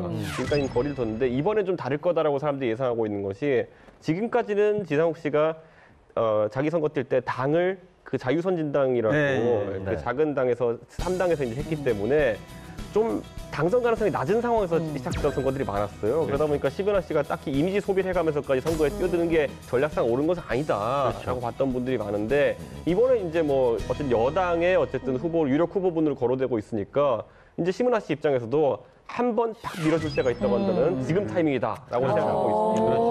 그렇죠. 가능성이 있는 얘기예요. 예전에 앵커 신은경 씨 같은 경우에는 등을 밀어 목욕탕에서 남편의 선거를 위해서 목욕탕에 가서 등을 밀어주는 일을 했을 정도로 적극적으로 내조를 하기도 했었는데 제가 지인한테 전해 들은 바에 의하면 가능성이 그렇게 높지는 않을 것 같아요. 그러니까 지상욱 씨가 아까 이준석 씨가 말한 것처럼 굉장히 본인만으로도 충분히 스펙이 좋고 그 아버님이나 집안도 평판이 굉장히 좋은 것으로 알려져 있거든요. 그러니까 굳이 지상욱이란 이름 석자가 아니라 심은하 씨 남편으로 불리는 것 자체를 별로 좋아하지 않아서 이렇게 느낀다는 거죠. 내가 아내를 나를 위해서 이용한다라는 얘기를 듣고 싶어 하지 않는다는 겁니다. 그래서 종편은 사실은 지상욱 대변인이 꽤 많이 출연을 했었거든요. 그럼 진행자로서 심은하 씨에게 물어보고 싶죠. 물어보면 시청률 나오니까. 그런데 물어봐도 대답을 안 할 것이고 그 질문만은 사양한다고 사전에 말을 하는 경우가 많아서 사실은 인터뷰를 못 하는 경우가 많이 있어요. 실제로 심은하 씨가 연예인이었었기 때문에 그 과거에 2011년 선거 때도 주변이나 뭐 당에서 뭐 같이 심은하 씨랑 함께 해라 약간 이런 식의 의견이 있었는데 그때도 지상욱 씨는 거절을 했다라고 하더라고요. 이게 되게 무서운 게 뭐냐면 선거에 갔을 때 보통 그 선거 대오를 짜서 이제 후보들이 걸어가는데 앞에 후보가 이제 가서 악수를 하고 이렇게 가서 어깨띠에 악수한 다음에 준석 씨 화이팅. 뒤에 따라다니는 사람이 누구냐면은 그 직계조속 중에 한 명이 안녕하세요 후보 뭐 1번 뭐 이철수입니다 이렇게 하면서 명함 주는 역할을 해요. 근데 이 지상욱 그 위원장이 나와서 생각해 보라는 거. 심은하 씨가 돕기만 한다면은 적극적으로 돕기만 한다면은 악수한 다음에 뒤에 봤더니 심은하 씨가 나한테 명함을 주는 거예요. 그러면 보통 요즘 웬만한 사람들 명함은 갖다 버리고 이러거든요. 이건 사인해달라고 하겠죠, 이 명함을. 그렇겠죠. 예. 제 생각에는 남편 지상욱 씨가 내년 새누리당 공천을 받는다면 심은하 씨는 반드시 대중 앞에 나선다고 봐요. 공천 받는다면 인생에 딱 한 번에 밀어줄 기회. 그래요. 근데 배우로 복귀하는 거는 좀 신중하게 생각되는 게 뭐냐면 그동안에 지금 은퇴한 이후에 복귀 얘기가 여러 번 나왔어요. 물론 본인 의사와 관계없이 나온 얘기이긴 해요. 한 42,000번 정도 나왔어요. 그런데 그 조금 전에 얘기했듯이 이제 남편과 관련돼 있는 부분에 대해서는 굉장히 신경을 쓰는 듯한 인상을 많이 줬고 또 만약에 뭐 정치인으로 예를 들어서 당선이 돼서 자리를 잡는다라면 바로 그겁니다. 그래서 국회의원이 된다면 일정 시간의 조정기를 거쳐서 심은하 씨가 복귀할 수도 있겠다. 이런 뭐 조심스러운 예측도 해볼 수 있죠. 네. 저도 좀 가능성은 있다라고 생각을 하고 일단 아이도 이제 초등학생이고 이제 스스로 공부를 할 수 있는 나이가 또 됐고 하니까 좀 엄마의 도움 없이도 스스로 클 수 있잖아요. 이런 점을 봤을 때 남편 이런 얘기까지도 정리가 되면 어쨌든 방송과 영화 쪽에서는 심은하 씨를 아직도 찾고 원하기 때문에 뭐 당장은 아니더라도 복귀는 가능하지 않을까라고 생각해요. 진짜 뭐 그런 시점은 심은하 씨한테 달린 것 같아요, 그죠? 그럼요. 본인이 맘먹으면 바로 뭐 나오실 수 있을 것 같은데. 그냥 일개 팬 입장에서는요, 심은하 씨처럼 그렇게 연기 잘하고 또 아직도 미모가 출중한 여배우가 집에서만 집안 살림만 하는 것이 사실은 조금 옛날스럽지 않느냐 뭐 이런 생각을 좀 해봅니다. 지금도 여전히 예쁘시니까 좀 많이 보여주셨으면 좋겠어요. 심은하 씨 상대 역으로는 공영진 씨라든가 저라든가 옆에서 이렇게 받쳐주는 역할 잘할 수 있거든요. 심은하 씨 복귀하실 때 함께해요. 자, 복귀를 하면 더욱 더 좋겠지만 복귀하지 않더라도 시청자분들은 여전히 우리 심은하 씨를 좋아하고 응원하고 있다는 거 알아주셨으면 하고요. 자, 그럼 다음 풍문으로 넘어가 볼까요? 홍진영 씨, 어떤 풍문인가요? 네, 풍문으로 들어쇼! 이번 풍문은요. 박상아 비밀 결혼. 전두환 비자금 은닉 때문이다? 이야. 지금 말하고도 자, 굉장히 민감한 부분인데 이런 얘기를 들으셨거나 알고 계시는 분들은 앞에 있는 풍문 등을 켜주시기 바랍니다. 야, 이제 풍문이 못 다루는 부분이 없네요. 그럼요. 정치, 경제, 사회 전반. 전반을 다 다루고 있습니다. 네네. 준석 씨, 네. 등 캐셨는데요? 이거 사실 저는 이 전재용 박상아 씨 같은 경우에는 처음에 그 결혼부터 약간 미스테리가 있었잖아요. 네네. 그런데 이 결혼 과정에서 또 이 조언을 해준 분이 제가 아는 또 방송을 즐겨하는 유모 변호사거든요. 네. 그래서 그분한테 얘기를 많이 들었었는데 사실 그때부터 뭐 중혼이다라는 말이 좀 있었던 것 같고 그래서 논란이 좀 됐었는데 그렇다면은 왜 하필이면 박상아 씨와 그런 결혼을 했겠느냐라는 거에 대해서는 아무래도 그 전두환 대통령 일가가 재산을 만약에 미국에서 좀 보유하고 싶다면은 시민권자가 있는 게 좀 유리합니다. 시민권자가 있는 게 유리하기 때문에 박상아 씨를 집 안으로 들이게 되었다라는 그런 설도 있습니다. 뭐 얘기를 듣기만 한 건 아마 많이들 들으셨을 거예요. 그런데 이제 실제로 박상아 씨 어머니 계좌로 돈이 나간 것들이 나왔기 때문에 사실은 그런 의심을 많은 언론에서 하고 있는데 사실 또 은밀하게 움직이는 데다 이게 무기명 채권으로 돌아다니는 돈들이기 때문에 사실은 꼬리표가 없는 돈이어서 명확하게 밝히지는 못합니다만 어쨌든 미국 법무부에서 뭐 재산 몰수나 이런 걸 나오는 걸 보면 충분히 가능성은 있지 않나 그런 생각이 좀 들기도 합니다. 박상아 씨는 뭐 아시는 것처럼 KBS에서 공채 탤런트를 대회처럼 전환한 슈퍼 탤런트. 거기서 대상을 받고 데뷔를 했었거든요. 저 그때 기억이 나요, 지금도. 그래서 1995년에 박상아 씨가 대상을 받고 송윤아 씨, 차태현 씨가 같이 상을 받았던 그 대회에서 대상을 수상을 했었거든요. 그래서 그때 젊은이의 양지라는 드라마가 있었어요, 주말 드라마. 거기에서 출연하면서 굉장히 승승장구했었고 제가 기억나는 게 배영준, 전도연, 하이라, 이종원, 박상민 이런 사람들이 우리 손현주 씨도 잊지 마십시다. 그렇죠. 네. 젊은이 양지가 이제 박상아 씨 대표작인데 사실 60% 당시 시청률이 나왔어요. 와, 대한민국이 엄청난. 그 당시에 그랬어요. 왜냐면 그 당시에는 채널 A가 없었거든요. 그렇습니다. 네. 그렇습니다. 풍문쇼도 없었고요. 아, 사장님 감사합니다. 이 작품을 통해서 거의 뭐 단박에 인기 스타로 발돋움을 했고 신인 때부터 그런 어떤 새침한 이미지가 굉장히 부각이 됐던 그런 배우죠. 예. 이제 뒤에 세련되고 부잣집 딸 같은 그런 이미지였어요. 도시적인 이미지. 그 당시에 데뷔 2개월 만에 CF를 찍는데 아마 1억 원 선을 받을 정도로 그 당시에? 대단했었습니다. 근데 이렇게 인기가 많았었는데 갑자기 한순간에 사라지셨어요. 브라운관에서. 그 당시에 전두환 전 대통령 비자금 사건이 있었잖아요. 이 비자금 사건을 추적하는 과정에서 불거져 나왔던 게 이제 피양 사건인데 유력 정치인과 유착돼 있는 뭔가 의심스러운 게 있다. 이게 이제 보도로 나온 겁니다. 피양 스캔들 내용은 뭐예요? 그러니까 그 당시에 사실 전 대통령 둘째 아들 재용 씨의 계좌금이 발견이 돼서 이 재용 씨의 계좌금이 불법 증여됐다 이런 게 이제 수사 과정에서 밝혀져 가지고요. 그걸 조사하다 보니까 피양이라는 인물이 나온 겁니다. 그래서 2003년 5월에 미국인 A 씨로부터 그러니까 우리 돈으로 한 4억 당시 환율을 하면 4억 2천만 원 정도 되는데요. 4억 2천만 원을 주고 주택을 미국에 구입을 했어요. 박상아 씨 이름으로. 그리고 나서 6개월 후에 또 되팝니다, 이거를. 그런데 이때 바로 전재용 씨가 이제 박상아 씨의 어떤 신원보증을 섰다는 건데 그래서 이 과정에서 이 피양의 그 실명이 그렇죠. 공개가 됐던 실제 거죠. 피양이 탤런트 박상아 씨 밝혀진 거는 1년 후지만 당시에 거의 뭐 이쪽 흘러나온 얘기는 피양이 박상아 씨로 거의 추측이 됐었죠. 그래서 당시에 이제 천문학적인 그 비자금 조성한 그 일 때문에 전 대통령요. 그게 2,205억이에요. 2,205억이에요. 뭐라고? 2,205억. 5억. 그거를 추징금으로 하는 거고. 그럼 원래는 7천억. 7천억이 7천억. 비자금으로 조성됐다. 7천억. 7천억이면 뭘 그렇게 놀라세요? 홍진영 씨 뭐 행사 몇 개 뛰고 뭐 한 2년 정도 벌면 7천억 벌지 않아요? 행사 한 200년 뛰면 벌. 어림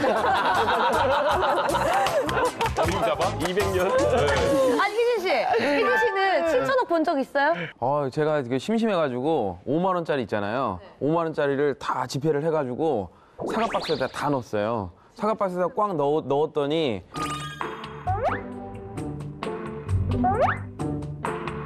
돈이 얼마 되냐면 10억 돼요.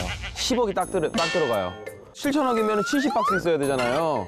무슨 사과 농장도 아니고 700박스. 네, 700박스인가요? 저기요, 이희진 씨. 죄송한데 곱하기를 잘 못하시나 봐요. 네. 돈은 많으신데 곱하기는 잘 못하시네요. 어떡하죠? 노래도 잘 못하시네요. 못하는 거 많네요. 많아요. 네. 저기요.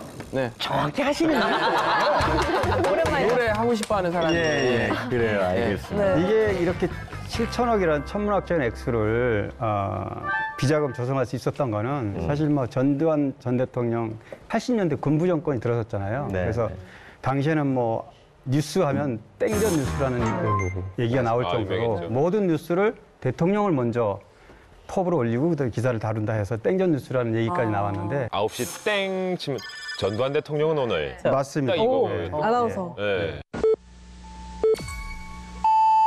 전두환 대통령은 오늘 전두환 대통령과 영부인 이순자 대통령께서는 점프 차림, 금소한 복장으로 전두환 대통령의 이번 아프리카 4개국 순방은 만면의 미소를 띠고 계신 대통령 내분 육군 방파르단의 사유를 받게 됩니다. 아니 풍문쇼에 대해서 아나운서 이렇게 뉴스 톤으로 한번 해주세요. 땡. 풍문쇼에서는 오늘 박상한 씨 사건을 다룬다고 합니다. 북한에 걸렸어요. 뉴스 안 하길 잘했네요. 예. 네, 그래요. 그래서 박상아 씨는 이제 어떻게 됐어요? 그래서 정계 유력 인사하고 비자금 연루됐다는 그런 혐의로 2003년 9월에 그 해에 검찰 조사를 받았고 그리고 나서 그 해에 잠적을 했어요. 조사받은 직후에. 그래서 그 이후에 잠적한 이후로 이제 한동안 모습을 드러내지 않은 거죠. 활동도 완전히 그때부터 끝났고요. 박상아 씨는 이제 나중에 알려진 얘기지만 미국으로 출국했어요, 사실은. 그런데 만약에 박상아 씨에게도 예를 들어서 무슨 어떤 죄가 있었다라면 그렇게 잠적할 수 있는 건 아니었잖아요. 이게 전두환 전 대통령의 그냥 돈 아니고 비자금임이 증명이 돼야 되잖아요. 근데 그거 손에 증명- 꼬리표가 붙어 있는 게 아니니까요. 그러니까요. 그렇죠. 명확하게 밝힐 수 없으니까 무혐의가 되는 거죠. 아니 진짜 참 비자금 얘기하니까 또 우리 남성분들은 또 아내분들한테 또 비자금들 또 많이 숨기시잖아요. 김일중 씨? 예, 뭐 어떤 질문 하시려고요? 아니 혹시 이렇게 비자금 살면서 비자금 숨겨보신 적 지금 있으십니까? 생활비도 없어 보여요. 되게 불안하신데요? 월급 통장 그래도 하나로 고정을 받아야 되지만 행사는 현금에서 받은 현금으로 그냥 내비두시다. 5만 5천 원 있는 거 봤거든요. 제가. 용돈 받아요, 이제. 용돈 받았어. 그래요. 예, 뭐 비상금 이런 거 없습니다. 예. 궁금해지는 거는 그 박상아 씨가 알려지기 전까지 전정 씨하고 어떤 모종의 관계가 있었던 거라고 추측을 할 수밖에 없지 않나요? 왜냐하면 예를 들어서 뭐 사귀는 것도 아니고 그리고 또 가족도 아닌데 그렇게 거액의 돈을 증여를 하거나 아니면 융통을 했다라는 것이 상식적으로는 좀 이해가 안 되는 상황 아니었던가요? 그렇죠. 그러니까 이제 차명으로 옮길 때는 가족 아니면 부부 아니면 아주 가까운 친척이 되지 않으면 어렵거든요. 그렇죠. 왜냐하면 그 차명으로 그 했다가 관계가 아니죠. 내 돈이다 이러면 뭐 어떻게 얘기가 될 수 있는 그렇죠. 상황이 그만큼 아니니까. 신뢰하고 믿을 만한 사람이어야 되기 때문에 박상아 씨하고 관계가 이제 이렇게 이분들은 어떻게 만나게 된 거랍니까? 처음에는. 2000년에 아는 선배가 주도하는 모임에서 처음 만났고 처음에는 그냥 모임 회원으로 만나다가 뭐 신문에서 열애설이 불거져 나온 거예요.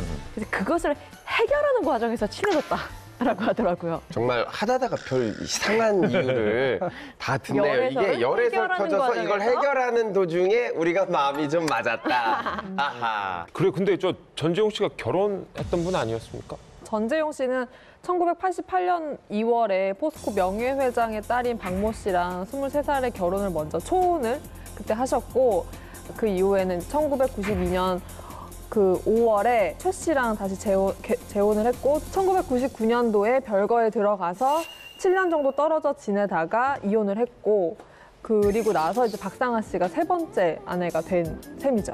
자, 정리해보면 2000년과 2003년에 두 차례 스캔들이 터졌고 이후 박상아 씨가 잠적을 했다는 건데 2007년에 돌아왔을 때는 둘이 결혼을 발표하셨다는 얘기죠? 그렇죠. 박상아 씨가 2003년 이제 9월에 조사를 받고 그때 잠적을 했는데 2년 후인 2005년에 만삭의 몸이 이제 목격이 됐고 또 그로부터 2년 후인 2007년 4월이죠. LA에서 이제 슈퍼마켓에서 아이를 손잡고 가는 장면이 또 목격이 됐습니다. 아무튼 박상아 씨가 행적이 잠적한 지 4년 만에 이제 목격이 되는 그런 상황이 벌어졌죠. 그러면 그 미국에서 잘 살다가 아까 말씀하신 것처럼 그런 그 과정을 통해서 결혼을 했고 그 잘 살다가 굳이 한국에 들어온 이유가 있었을 것 뭐 같은데. 굳이라기보다는 그냥 내 나라, 내 모국에서 살고 싶었다라는 말씀하셨어요. 그리고 실제로 그 당시에 15개월 된 아이가 있었는데 꼭 내 아이에게도 이 모국에서 같이 살았으면 좋겠다. 뭐 이런 말씀을 후에 하셨어요. 우리 어떻게 또 더 놀랄 게 남아 있나요? 예, 그러니까 실제로는 한국에서 파주에서 결혼한 건 2007년으로 2007년 7월로 알려져 있는데 실제로는 미국 라스베가스에서 2003년에 4년 전에 이미 결혼식을 한번 했다라는 비밀 결혼식이 알려지면서 얘기가 굉장히 많이 나왔었어요. 그랬죠. 네. 그러면은 두 번째 부인과 이혼한 게 2007년 2월에 이혼을 했는데 결혼 그럼 그 전에 하셨던 2003년에. 건가요? 불륜이에요, 그러면? 한간에 이중혼후 아니냐고 막 그랬었는데 일단 이 둘이 결혼한 미국의 네바다주라는 곳은 결혼 절차가 굉장히 간소한 곳이라고 해요. 그 라스베가스가 있는 데가 네바다주거든요. 네, 네바다 라스베가스밖에 없어요. 솔직히. 그냥 나머지 사막이에요. 그러니까 브리트니 스피어스가 그냥 훅 가서 결혼하자 하고 다음날 이혼하자 한 데가 라스베가스 네바다입니다. 심지어 외국인이라도 여권이랑 운전면허증 이것만 네. 있으면 정말 결혼이 가능하다고 하더라고요. 그래서 우와. 관광객을 끌어들이기 위해서 뭐 결혼과 이혼 절차 이런 서류가 굉장히 간편하게 허술하게 해놓은 곳이어서 아니, 그래서 어쨌든 이렇게 간편해서 그런지 실제로 나훈아 씨나 서태지 씨도 여기 주에서 결혼을 하셨죠. 아니, 그러면 유부남, 유부녀도 거기 가면은 결혼을 할 수 있는 거예요? 그게 맹점이라는 것이 그 이제 한국에서 결혼했는지 안 했는지를 미국에서 모르는 거예요. 확인이 안 되니까. 그 뭐 자료를 뭐 다 공유할 수도 없는 것이고 그러다 보니까 이거를 또 이렇게 하라고 추천해준 분이 또 제가 아는 지인 한 분, 방송 좋아하시는 변호사 한 분 있는데, 예, 2003년에 이제 전재용 씨가 상담을 했는데 이 고민을 얘기한 거죠. 이제 아내가 이혼을 안 해주니까 한국은 왜냐면 이혼 절차가 굉장히 복잡하잖아요. 그런데 지금 미국에서는 또 박상아 씨랑 결혼을 해야 될 것 같은데 어떻게 하겠냐라고 했는데 그때 이제 그 이 방송 좋아하시는 변호사님이 그 얘기한 게 라스베가스 같은 데 가서 결혼하면은 거기 한국 기록 조회해보고 이러지 않으니까 해보면 된다. 했는데 나중에 보니까 진짜 그렇게 했더라는 거예요.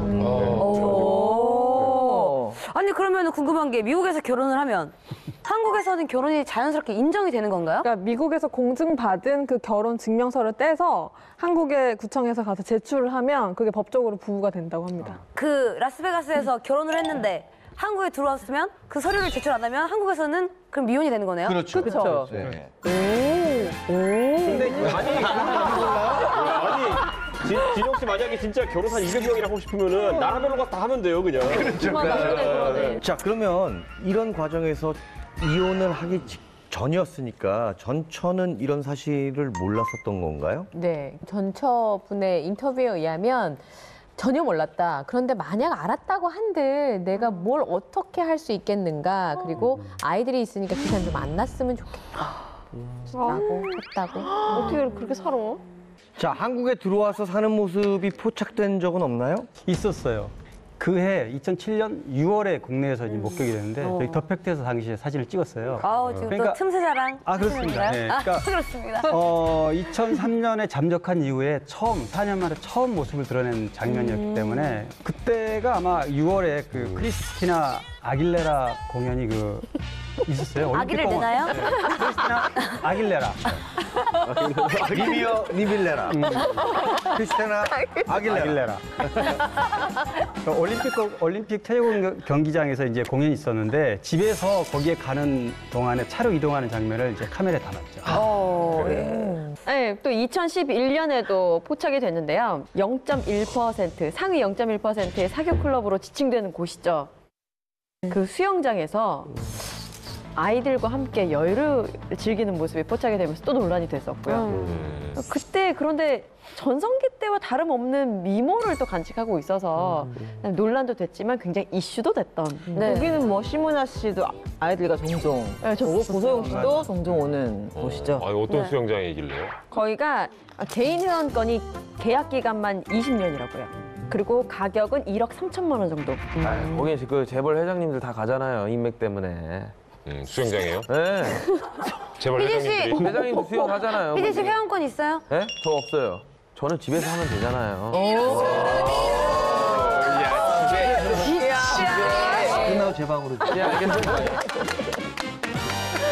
어쨌든 현재는 지금 한국으로 들어와서 살고 있는데 그 와중에 참 그 한국에서 박상아 씨의 초호화 생활 맞아요. 논란이 돼서 귀추가 주목이 됐죠. 네, 2007년 7월에 한국에서 결혼식을 올린 뒤에 신혼집이 서울 강남구 삼성동에 위치한 72평짜리 아파트였대요. 매매가가 29억 원 정도인 걸로 알려지면서 논란이 되니까 난 전세로 사는 거다라고 얘기를 했고 그 이후에 또 이사한 집이 이태원의 고급 빌라인데 여기는 또 30억 원 정도라고 해요. 그러니까 또 논란이 계속해서 일어난 거죠. 네. 그 빌라가 BL에셋이라고 하는 회사 소유로 돼 있대요. 근데 이 BL에셋의 대표는 전재용 씨고 박상아 씨가 감사로 있는 회사거든요. 근데 여기서 그 거주하고 있는 1,800을 비롯해서 1,700로 1,700 그러니까 빌라를 3개를 가지고 있는데 로열층이래요. 근데 가격이 30억. 정도 한다. 완공된 지가 꽤 됐는데 사람이 잘 안 들어가서 사는 걸로 알아서 처음에 미분양이지 않았어요? 네, 미분양이었어요. 예, 근데 거기 이제 이 두 부부가 들어가 살면서 가격이 떨어진다고 원성이 좀 제법 있었다는 신문 기사가 나기도 했었습니다. 최근에는 우리 박상아 씨의 복귀나 연기 뭐 이런 거보다는 재산, 부동산, 어떤 생활을 하고 있는지가 더 이슈가 되고 있는 게 사실이긴 하거든요. 하필이면 이제 1,000억 이상 추징금이 남아있는 집안에 결혼을 하시게 되니까 아무래도 이분 또 박상아 씨가 재산을 뭐 본인의 노력이든 어쨌든 증식하게 된다면은 또 그걸 또 좋게만은 보지 않는 분들이 있을 거거든요. 박상아 씨 논란 중에 제일 크게 논란이 됐던 게 뭐 유치원 부정 입학 맞아요. 이런 네, 그렇죠. 그런 게 있었죠. 2012년 5월인데요. 그 외국인 학교 외국인인데 당시 입학처장이 그래서 같이 짜고 2개월간 다닌 유치원 유치원 재학증명서를 가지고 부정 입학을 했다 해가지고 네. 그때 이제 벌금형을 맞은 게 있어요. 오, 그래서 어떻게 됐었어요? 이때 뭐 노현정 씨도 당시에 그 자녀 부정 입학 문제로 같이 관련돼 있었는데요. 똑같이 벌금 1,500만 원 선고받았죠. 아니 근데 그렇게 부정 입학을 할 만큼 또 외국인 학교 그렇게 좋은가요? 저는 솔로라서 아직 결혼도 안 해보고 애도 안 낳아봐서 자식 키우는 입장에서야 돈만 있다면야 네. 좋다는 데 보내고 싶죠. 왜냐면 한국 교육 시스템이 워낙에 치열하고 정말 서로 그냥 공부만 파야 되니까. 근데 이제 여러 다양한 경험도 해줄 수 있고 뭐 말 그대로 이제 인맥도 어느 정도 서로 형성을 해가면서 클 수 있다고 하니까. 그럼 우리 김일중 씨도 그래서 우리 동네 친구들 많이 사귀라고 동네 초등학교 지금 보내려고 생각하고 있습니다. 굳이 동네 친구들하고 놀게끔 하려고 그런 거죠? 굳이 또 그렇게 꼬집으시면 능력도 안 돼서 네. 동네 가까운 데 좋잖아요. 아, 그럼요. 네. 좋죠. 학교는 가까운 데로 보내야죠. 네. 최근에도 박상아 씨의 재산 관련 그 이슈가 있었죠. 정치사회면 기사였는데. 네, 2015년 11월에 전두환 전 대통령 일가의 미국 내 재산 13억 원에 대한 국내 환수 작업이 있었죠. 아니 그거랑 박상아 씨랑은 무슨 관련이 있는 거예요? 그러니까 그 돈이 전재용 씨가 갖고 있는 LA 뉴포트 비치의 주택을 판 자금 72만 달러. 그다음에 전재용 씨 부인인 박상아 씨가 투자 이민 채권을 50만 달러거든요. 근데 이 박상아 씨가 투자 이민 비자를 받기 위해서 2009년 4월에 필라델피아 컨벤션 센터에 투자를 했는데 이게 전두환 대통령의 비자금이 환수된 그런 내용. 그런데 당시만 해도 이제 여기에 대해서 격렬하게 저항을 하죠. 현지 변호사 선임해가지고 이거는 아버지가 부당하게 취득한 돈으로 내가 늘린 재산이 아니라 내 알토란 같은 재산이다. 그래서 사실 그 추징금 환수가 계속 늦어져서 재작년이죠. 2013년에 미납 추징금 특별 환수팀이 구성이 돼가지고 국내에서 찾지 못한 비자금들을 이제 미국에서 그래서 미국의 대통령 일가의 어떤 숨겨진 재산을 추적하는 그런 팀이 구성됐고 미국에 요청을 했단 말이에요. 그렇게 해서 현재까지 1,121억이 지금 환수가 됐고요. 아직도 한 1,000억 정도가 남아있는 거죠. 네, 남아있죠. 장난 액수네요 정말. 근데 저는 또 여기서 궁금한 게 세 번째 며느리로 들어간 거잖아요. 그렇죠. 그러면은 며느리의 삶도 녹록지 않았을 것 같아서 그럼 전두환 일가에서는 박상아 씨를 어떻게 생각하는가요, 지금? 제가 듣기에는 이제 전두환 전 대통령, 이순자 그 부부가 가장 애착을 갖는 며느리가 박상아 씨라고 그러는데 둘째 아들이 이제 2번 이혼했잖아요. 그러고 나서 이제 비자금 관련된 문제로 굉장히 그 추측과 뭐 여러 가지 루머에 시달렸고 그런 거를 꿋꿋하게 견뎌내면서 잘 살고 있는 박상아 씨에게 특별하게 며느리로서 좀 이뻐했다고 이런 얘기가 들리는데 사실 5년 전에 그 이순자 여사하고 박상아 씨가 그 연희동에서 길거리를 걸어가는 장면이 포착된 게 있어요. 네. 근데 그때 보면 아마 지금 박상아 씨 어린 자녀 당시에 자녀 같은데 양쪽에 손을 잡고 길거리를 아주 활달하게 걷는 장면이 목격이 됐는데 아마 그래서 굉장히 애착을 갖는 며느리로 박상아 씨를 꼽는다 이렇게 얘기가 돼 있어요. 우리 며느라기가 제일로 이뻐. 야, 오랜만에 들으면 진짜 추억의 성대모사네요. 네, 어쨌든 박상아 씨는 이제 연예인으로서보다 이제 전두환 전 대통령의 며느리로서 이름을 더 날리고 있는 것 같아요. 그러게요. 네, 그렇죠. 자, 어쨌든 뭐 바른 모습으로 살겠다고 다짐하면서 한국으로 돌아오신 만큼 앞으로는 좋은 모습 더 많이 보여주시길 바라겠습니다. 자, 오늘 준비한 풍문 여기까지입니다. 밀착 토크! 풍문으로 드라쇼! 다음 시간에 더 은밀하고 궁금한 풍문과 함께 돌아오겠습니다. 감사합니다. 감사합니다.